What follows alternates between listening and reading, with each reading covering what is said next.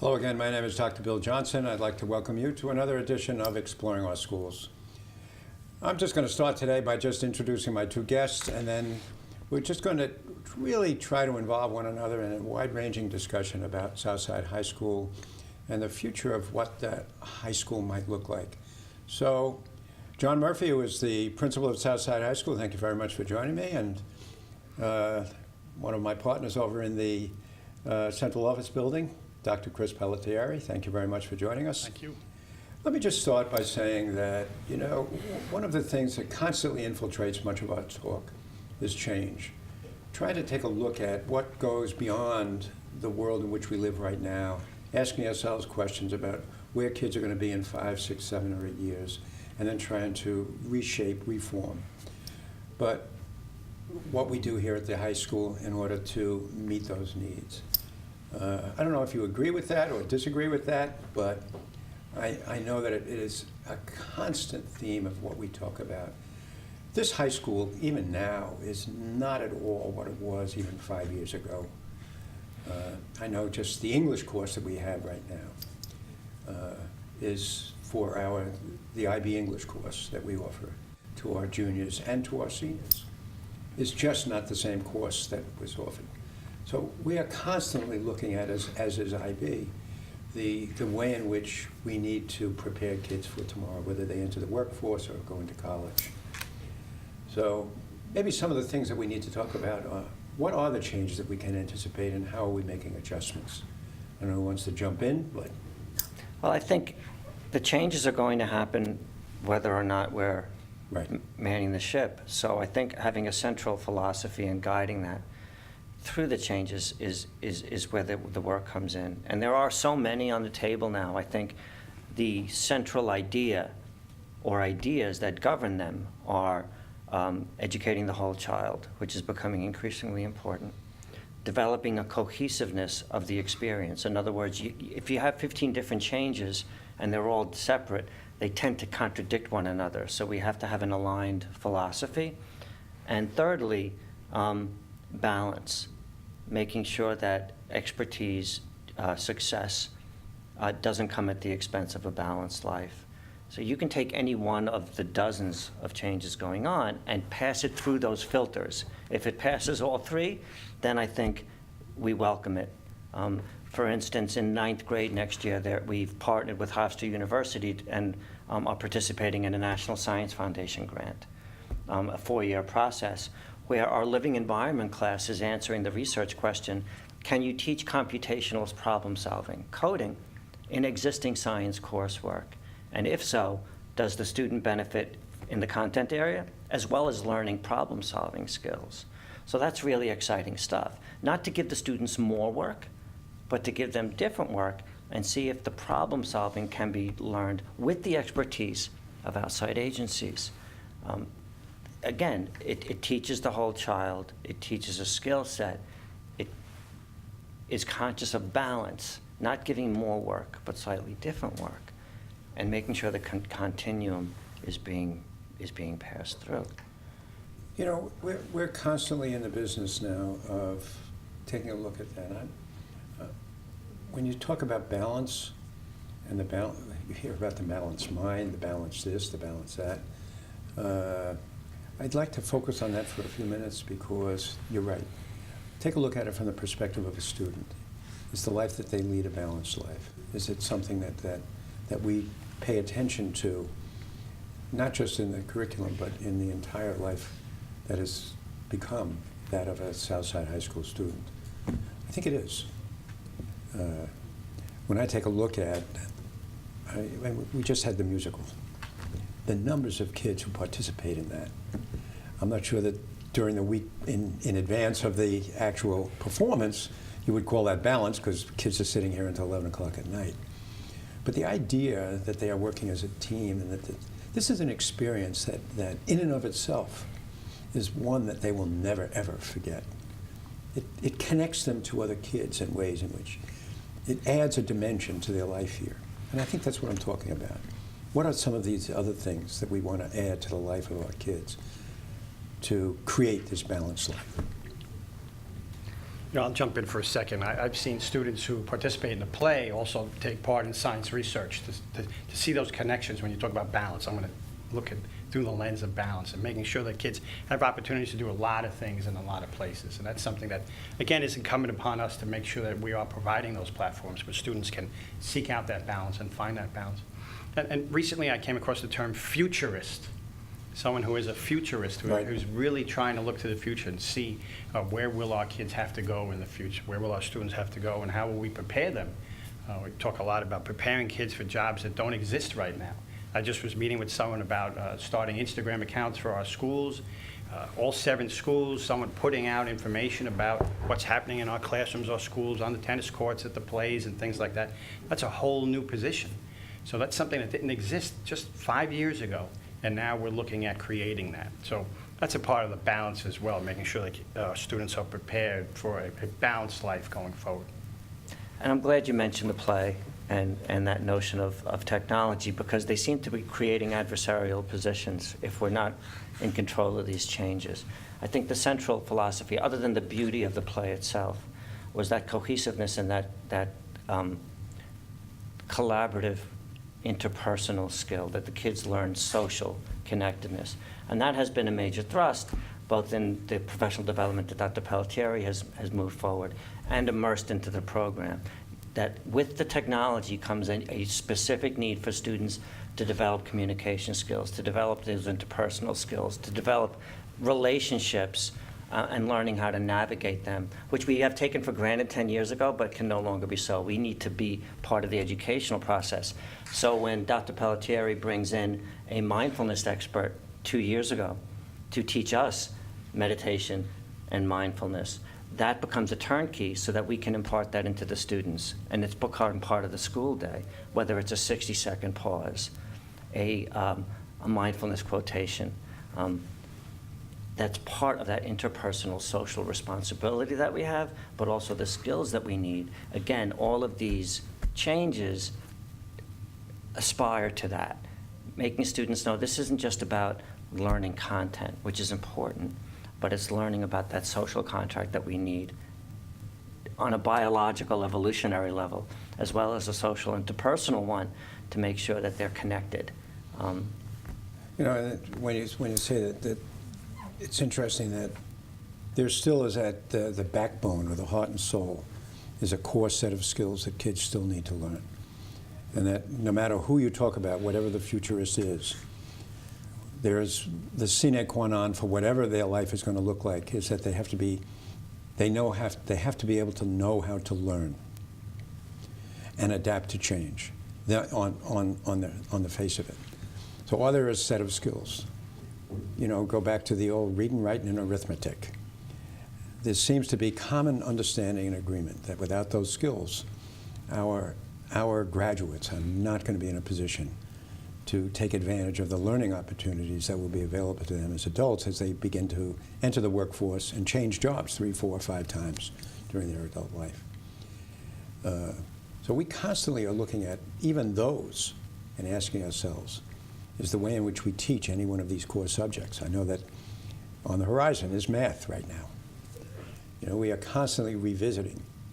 There was an interesting study years ago by Cliff Edelman, who worked for ACT, who said that exposure to kids' math, not necessarily doing well in the math, but access to the higher level math prior to the time that they leave, was really the best predictor of success in college. And he showed plenty of data to support that. We took that to heart, and in fact now we have over 70% of our kids now involved in calculus. However, we also know that the world is changing, and that there are bifurcated ways in which there are statistics, and then there are the math that you need as an underlying course in many of the sciences. 2 different avenues of approach. I think we're about ready to take a look at that and make some additional changes, even in that area as well, John, right? I think so, and I think that's the 2 major points there, is that in the midst of change, you have to be careful that you're not changing that which works. So there's an evidence in a body of... Right, if it ain't broke, don't fix it. Right, That of old- research. I mean, the book that I've read most recently is Mike Schmoker's Focus. It says when you're changing all these things, make sure that these core things that we know in terms of cognitive science works. Right. Those key competencies. And as the math is coming through, I'm not disputing Edelman's study, but I'm saying, how can we do that in the context of a student in 2019? So what we're revisiting is, can we give that continuum of math experience to all students, where there's a gravitating toward applied and what you would call pure math, that calculus-based, but also applied math, which can be challenging in and of itself. Maintaining that balance and at least not hiring the workload, but maybe lowering it, but giving that experience towards the end of high school, where it's experiential, that we know the higher level math prepares students, but doesn't overwhelm them, so that it's a more gradual process where the students aren't over-tested, but the applicable and the course sequence itself is what we know is challenging, but really prepares the students irrespective of what their post-graduation And careers it's not are. just high level, it's high level math, but what is it getting at, the high level math? It's critical thinking, cognitive flexibility, and math is the example of that, but you can find that in other areas as well. But so again, as John said, balance, right? We need to be able to bring in what's new and what we need to work on, but also keep in touch with those things that have been successful and help prepare kids for many years. Yeah. You know, just as a footnote to this discussion, not that I want to bring it up, but, you know, a lot of the indices that are used to evaluate schools really look at how well kids do in those courses, when in fact the research suggests that we should be walking down a different path. So there are schools that restrict the number of kids because they don't want to put kids in these courses that are going to get less than a 3 or a 4. And consequently, the path that we've decided to travel is very, very different than that. We want kids to get the experience because we know that the experience in and of itself has a value and in fact can translate into better performance once they leave us and move on to whatever the course of studies they choose to pursue later on. You know, one of the more interesting aspects of what we do here is that we are constantly revisiting, when you talk about balance, but on the periphery is all of the opportunities that kids have. I know just recently, John, we put business into place. We revisited what we do in terms of our offering for business, redefined it, and it's exploded. Maybe we could just talk about that. I mean, apart from the core subjects, there are also ample opportunities for kids to specialize in film, in theater, in music, in business, in science. Maybe we could just talk about some of those opportunities. Okay. And I'm reminded of those 3 filters that I spoke about earlier. The business opportunity took off, maybe exceeded our expectations because I think of 3 Oh, it did. reasons. Initially, it did. Yeah. I knew it was going to be successful, but just not at the level that it was today. Number 1, it became part of the program of learning that we have at high school. It wasn't a separate outlier anymore. It was part of the cohesive whole, which then created collaboration between the business, English, social studies, and science teachers. Number 2, the course sequence that we chose was very deliberate, and that the assessments, the way that the students learned, had analogies and comparisons in other subjects. Case studies were done in living environment, were done in science classes. So the students were not talking across each other, but being reinforced. And thirdly, most importantly, it was a subject area that has become increasingly popular amongst our graduates post-university. That the business departments are, number 1, getting very competitive, but also getting very popular. So we knew it was a niche that needed to be filled. So all of those things had to be met, those criteria before, and I think it explains the success, but it also explains why students speak so highly of it. And the business teachers have done an extraordinary job. They have. They've responded beautifully. As well as the growth of DECA, right? I mean, we had another 4 students go to the finals this year, so it's... You know, it's interesting. You know, that brings to mind the multiplicity of opportunities that kids have. Again, I mean, whether you were in the music department and then can do it outside of the day as a participant in any one of the different, either the orchestra or the band or the wind ensemble or whatever it may be. Same with, we now have this core business series of courses. we also have an opportunity outside of school with DECA. What is DECA? I mean, I don't know that everybody knows when you're talking about DECA what it is. The name came from many, many moons ago when business courses were called distributive electives. But it's a national organization for entrepreneurship and business level classes that has a service arm, but is real. Their central piece is a competition that occurs during the second semester, both local, regional, and then national competition on entrepreneurial skills and entrepreneurial problem solving. Over 40 of our students made the states and went there and competed, and another 4 students went to the finals. But the students don't talk about whether they win or lost the competition. They talk about the experiential learning that they're so both impressed by and enamored with. In other words, it's making learning exciting. See, but it's again gets back to this concept that we were talking about before about balance. It's about the life that you want these kids to begin to adopt once they leave us. Yes, we want them to focus on the academics. Yes, we want them to focus on, but there's also these other dimensions outside of school where they can connect with other people with similar interests that allow them the opportunity just to develop in-depth friendships and also pursue on a competitive level their particular interest in a marketplace that's very, very different than just in the classroom. Well, that's right, and I think the word that you said, focus, I think deserves repeating, because we have to be careful that we don't suffocate under the burden of our own successes and the menu that we have to offer.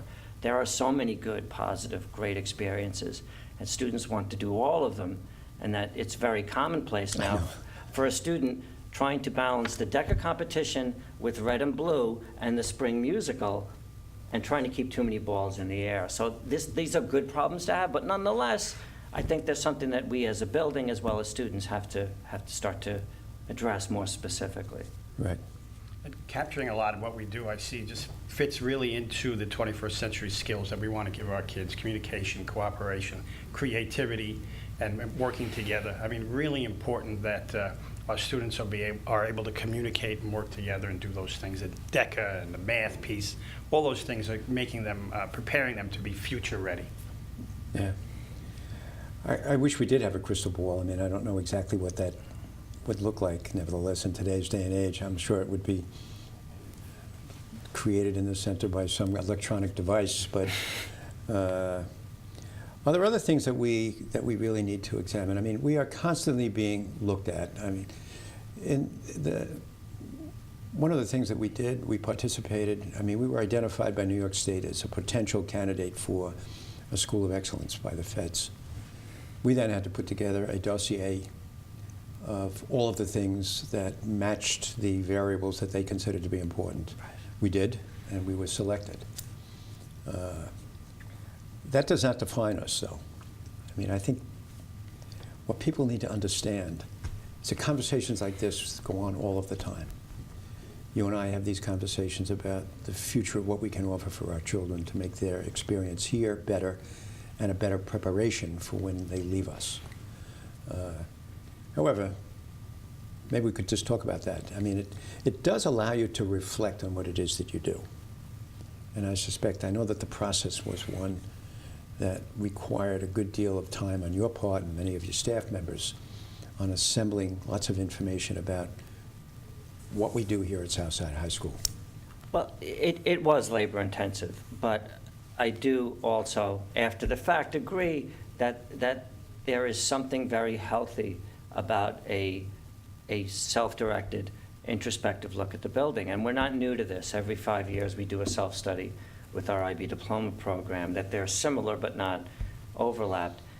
Only 1/5 of the process involved in the Blue Ribbon was about testing and achievement. Well, actually 2/5, because the other one was about graduation and post-graduation plans.